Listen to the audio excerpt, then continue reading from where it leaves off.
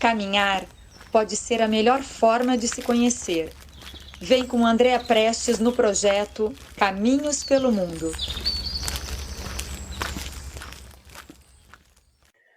Olá, caminhantes, peregrinas e peregrinos. Hoje eu tô aqui com meu amigo de São Paulo, Tony Moalen, que recentemente ele fez uma magnífica caminhada no Grand Canyon.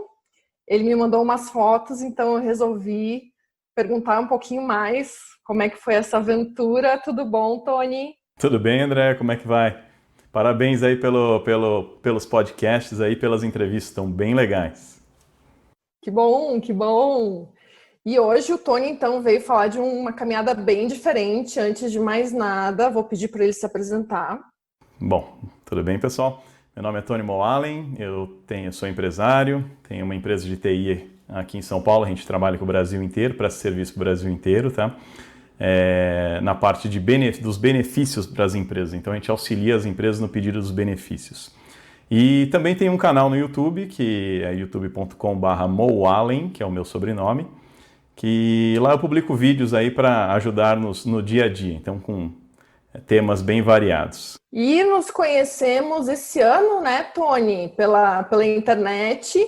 E num primeiro papo até, acho que eu devo ter falado um pouco do Caminho de Santiago, do meu projeto, mas você ainda não tinha ido fazer essa caminhada no Grand Canyon, né? Como é que foi? Foi super recente.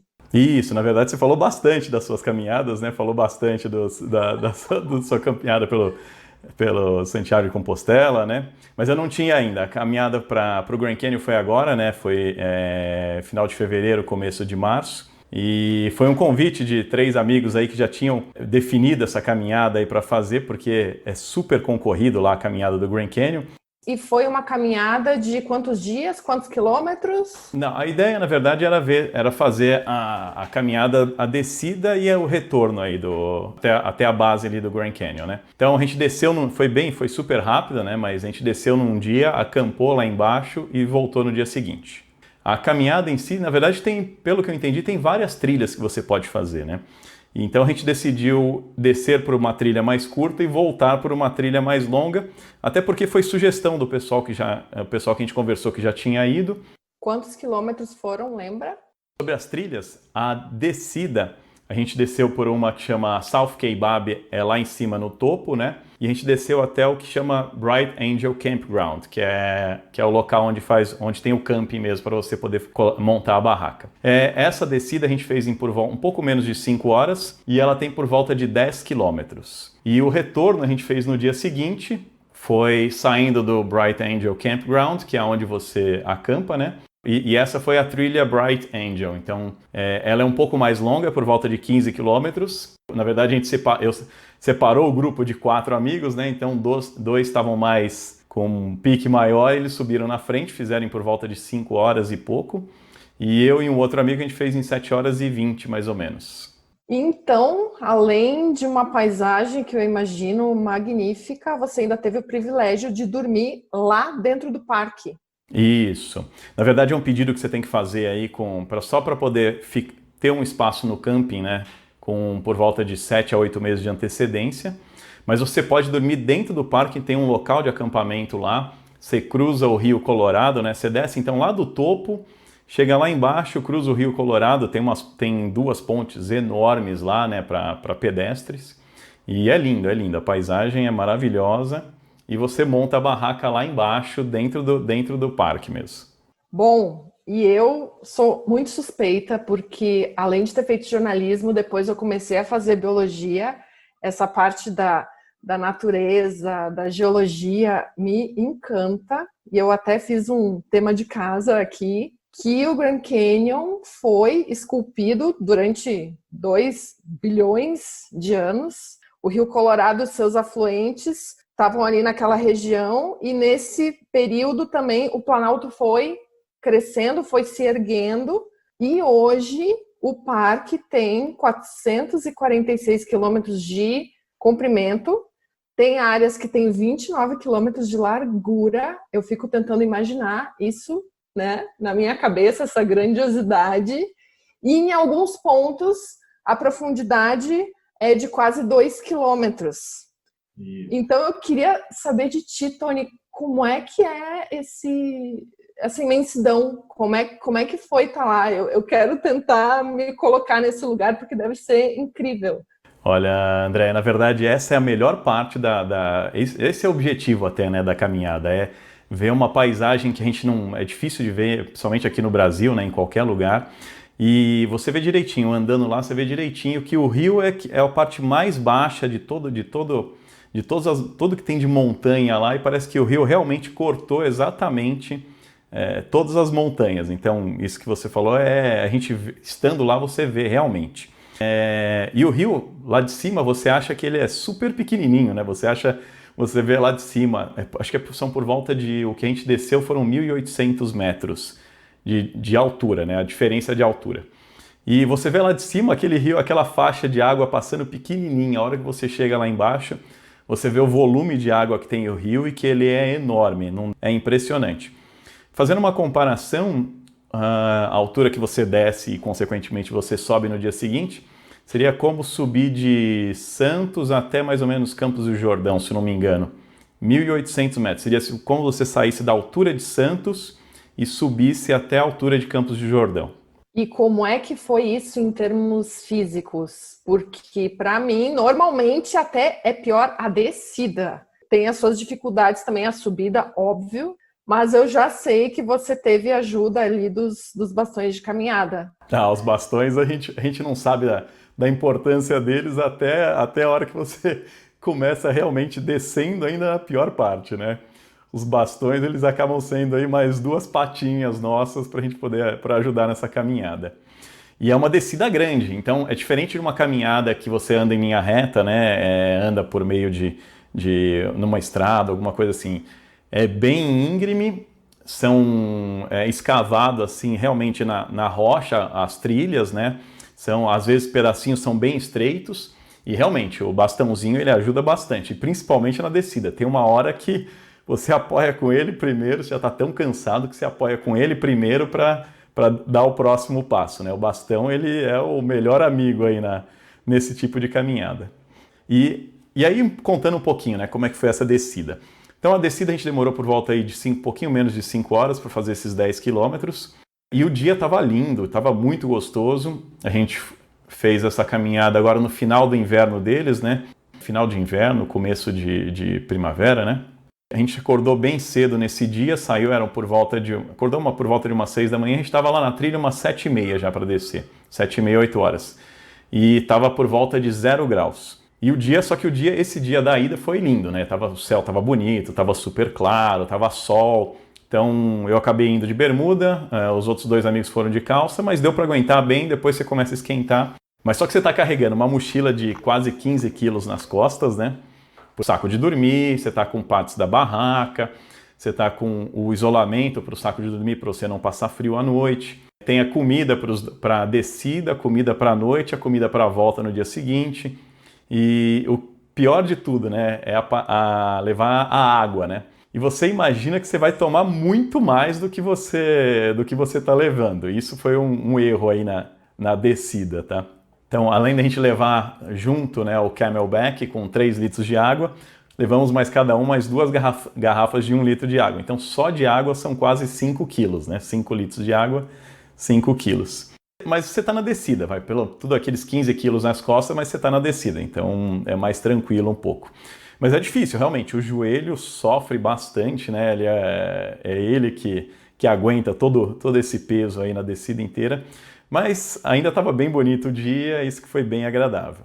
E quando eu cheguei lá embaixo, eu fui abrir meu Camelback, acho que eu não tinha tomado tinha tomado pouco mais de 1 litro da água. Então eu levei quase 5 quilos de água, né, e tomei 1 quilo, 1 litro. E no meio do caminho você tem alguns lugares que você pode reabastecer de água também. Foi desnecessário ter levado tanta água assim. 3 litros de água seria bem suficiente para poder fazer toda a caminhada da descida. Isso é uma dica aí para poder levar um pouco menos, né, de peso aí na caminhada que você vai fazer, principalmente esse tipo de caminhada que é uma descida longa e uma subida longa. Mas eu vou te dizer uma coisa, acho que isso varia muito de pessoa para pessoa, porque eu bebo muita água.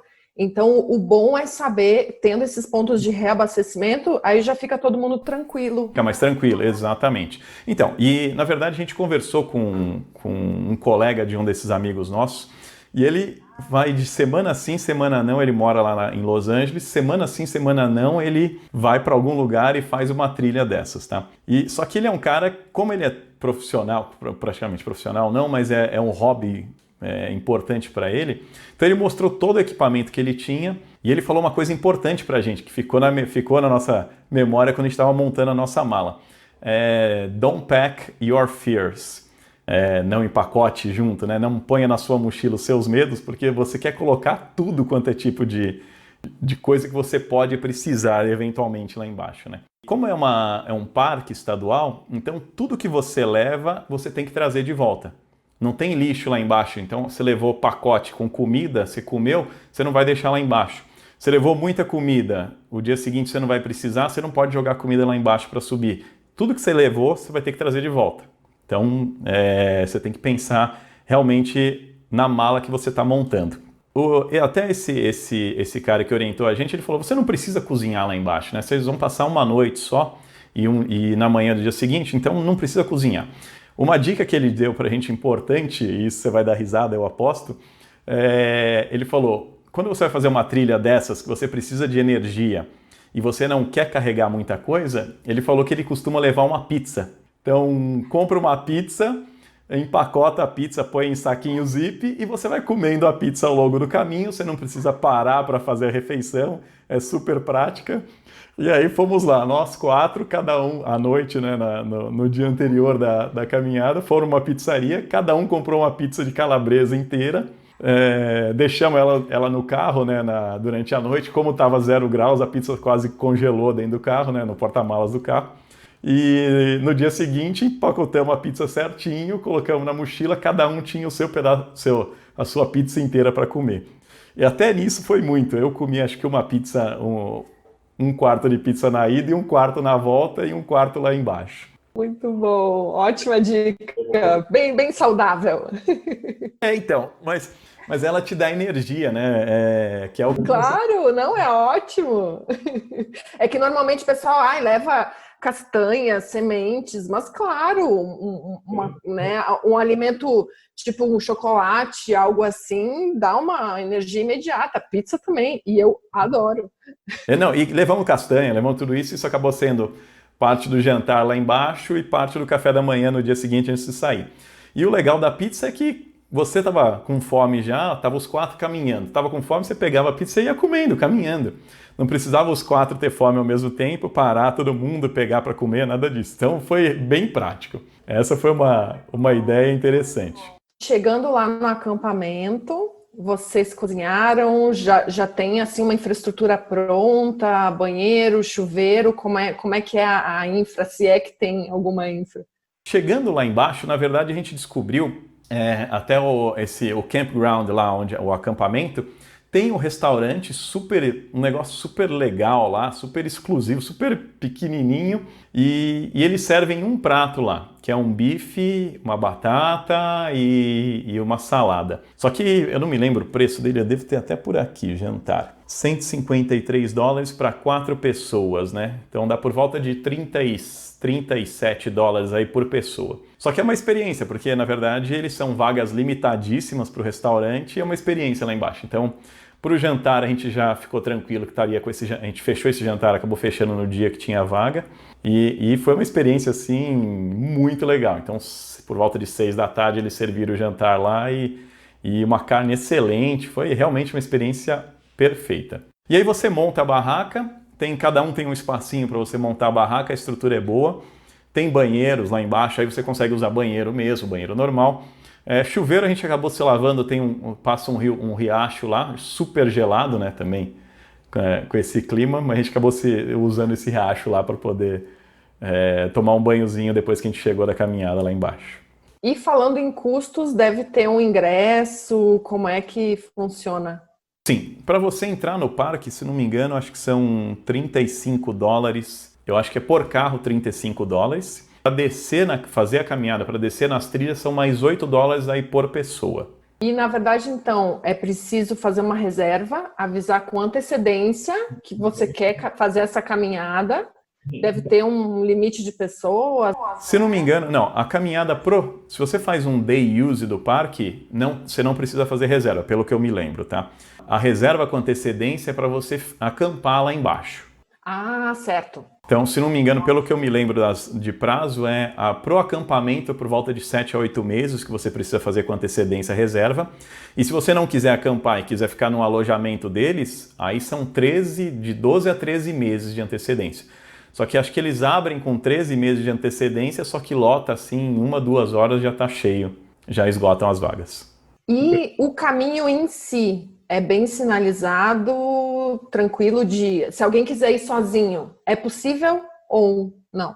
É possível, é americano, né? É tudo super bem sinalizado, tem gente no caminho, então ele é movimentado, tá? Não é deserto.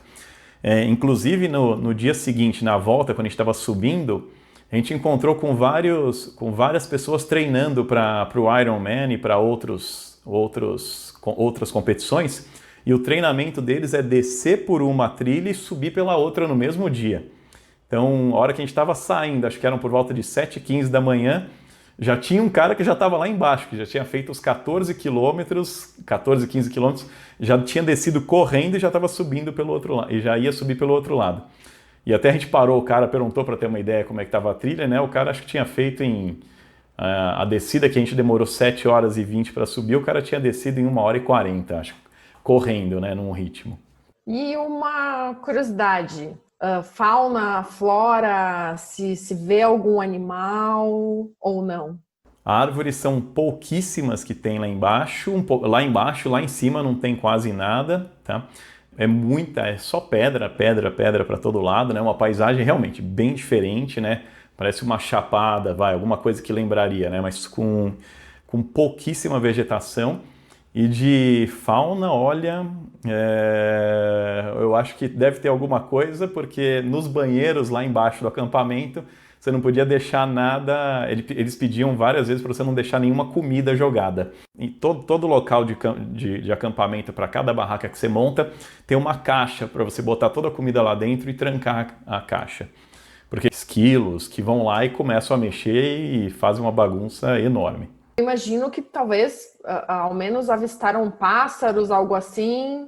Então, é verdade. Agora que você está falando, uma hora que eu fui no banheiro de madrugada, tinha um veado lá tinha um veado no banheiro, ali em volta do banheiro. É verdade. Foi até engraçado. Ah, sim. E como é que foi a volta, então? Então, aí a subida que realmente foi pesada, né? Descer dói o joelho, tudo isso, mas subir realmente carregando aquela mochila.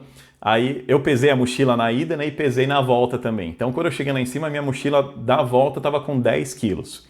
Então tinha comida, eu já tinha percebido que era muita água que eu estava levando, então eu despejei a água fora. Eu subi por volta de 2 litros e pouco de água no Camelback. As outras 2 garrafinhas de água eu esvaziei, botei dentro da mochila.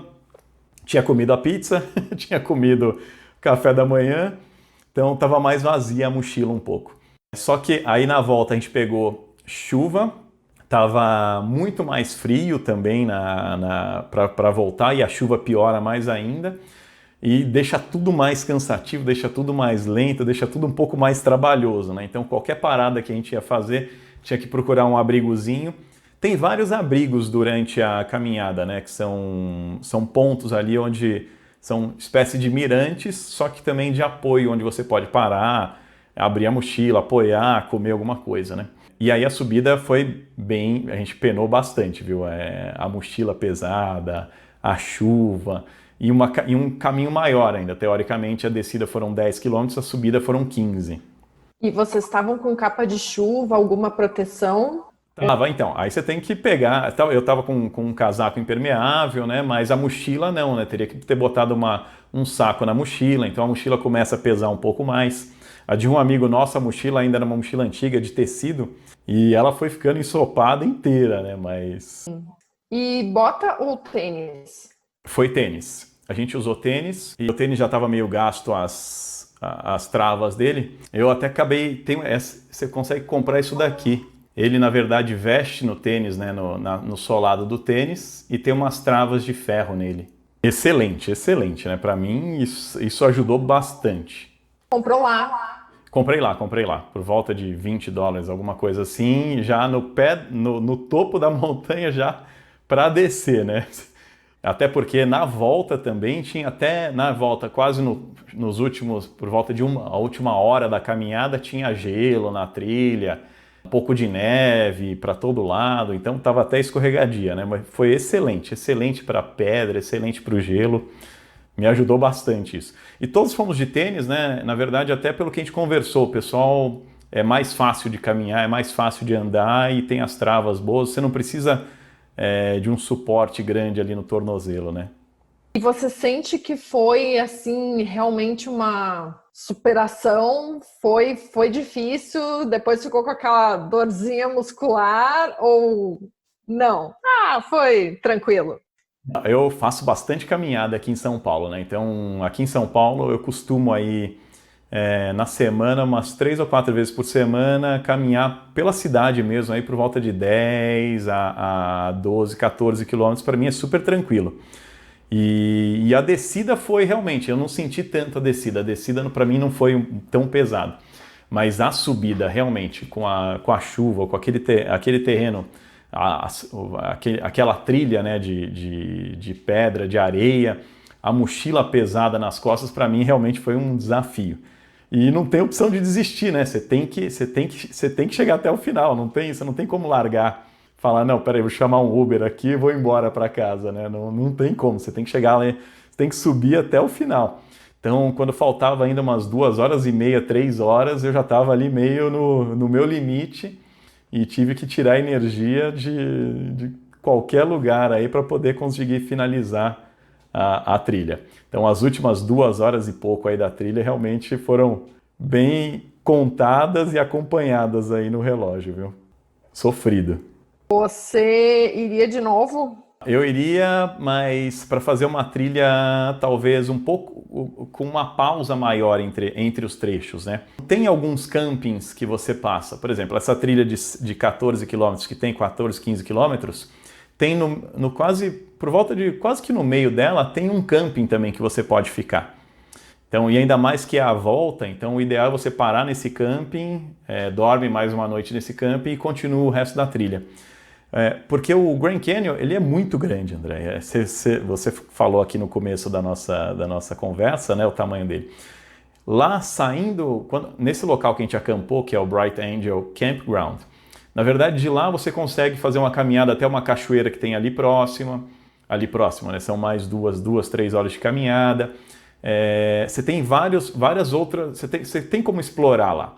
O legal, então, seria ir passar por volta de 3 a 4 dias nesses trechos todos e fazer trechos menores de caminhada para você curtir a área onde você está, onde você para montar o seu acampamento. Então, para mim, o que eu senti é que acabou sendo corrido, porque a gente já estava dentro da nossa programação, descer num dia e voltar no outro, a gente tinha reservado só um dia do camping lá. E nessa caminhada, o interessante é que ela tem vários mirantes. Então você saindo de qualquer um desse início, desses dois, a gente desceu por um lado e subiu pelo outro, então você saindo, você consegue descer por volta de 1, 2, 3 quilômetros para parar em mirantes. E tem muita gente que não vai para fazer a caminhada, descer até o Rio Colorado. Você tem essa opção também. Ficar no hotel lá em cima, faz uma caminhada de 1 a 2 quilômetros pela trilha e depois volta. Você não precisa descer até o Rio Colorado e acampar lá embaixo. Então, você faz um day use do parque. Nossa, muito bom saber de todos esses detalhes. E o detalhe é que meia hora antes de você chegar já no Parque Nacional, já não tem internet, né? Já não funciona celular, já não funciona nada. Olha que interessante. Meia hora, mais ou menos uma meia hora na estrada antes de chegar na entrada do parque, já não tem internet, todo o trajeto não tem nada, não tem celular, não tem nenhum meio de comunicação. Só lá no topo, onde você fica no hotel, que tem Wi-Fi, dentro do hotel mesmo, do lado de fora já não tem mais nada. Então você fica praticamente incomunicável lá, né? Apesar de você estar nos Estados Unidos, realmente é um lugar que não tem nada de estrutura de telecom. Olha, muito bom para quem quer realmente fazer uma imersão, né, na caminhada, na natureza. Se isola bastante. Então, algumas perguntinhas tipo trilha sonora para caminhar. Olha, ali foi só o vento, não colocamos ninguém, nenhum de nós quatro estava com headphone, com nada disso. E como eram 4 amigos, a gente aproveitou para conversar bastante. Então foi bem interessante nessa interação nossa. O que não pode faltar na tua mochila? A minha câmera 360, que ela faz fotos assim totalmente diferentes do normal e consegue ter uma perspectiva de primeira pessoa. O mais gostoso disso, né, além da memória, é você lembrar olhando as fotos, curtindo os momentos, revivendo os momentos, né? O melhor dia de caminhada tem? Ah, tem que ter sol, viu? Tem que ter sol, mas não calor, né? Mas tem que ter sol.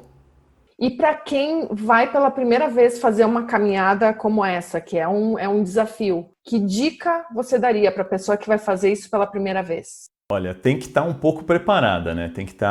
Tem que pelo menos fazer um pouco de exercício, saber o que é caminhar aí 10, 15 quilômetros, né? Pelo menos ter feito isso pelo menos algumas vezes, né? Não basta você correr na esteira do seu prédio e achar que isso vai te dar a energia e o condicionamento físico para uma caminhada dessas, né? E qual o teu próximo passo, próximo caminho, próxima caminhada? Olha, uma coisa que eu senti falta aí nessa caminhada, né, que eu gosto de fazer, eu gosto de fazer imagens, né, quando eu tô viajando, né, e como o Grand Canyon ele é um parque nacional, ele não permite que você voe drones lá dentro. E eu tenho meu drone, eu levo ele para todo lado, né? Em nenhum parque, praticamente no mundo inteiro, você pode voar um drone. E eu até entendo, até me explicaram o porquê, né? Porque o drone pode cair numa área onde está isolada para você andar, para você caminhar, e você não tem como pegar ele lá e ele vai destruir um pedaço daquela natureza, né? Tem toda a razão. Mas estou pensando em alguma caminhada que eu consiga levar aí o drone e fazer essa filmagem. Ai, ótimo. Adoro também poder registrar tudo e com drone fica magnífico, né? Fica lindo, né? É outra viagem, né? Tony, muito obrigada. Amei o papo. Obrigado você, André, e parabéns pelo projeto. E obrigada para quem nos ouviu, então, e quem quiser dar um pulinho lá no YouTube do Tony, repete o endereço para nós. youtube.com/moallen. Moallen se escreve MOUALLEM de Maria. Então tá, gente, vão lá dar uma olhadinha nas aventuras do Tony por aí e bom caminho para todos nós. Obrigado, pessoal.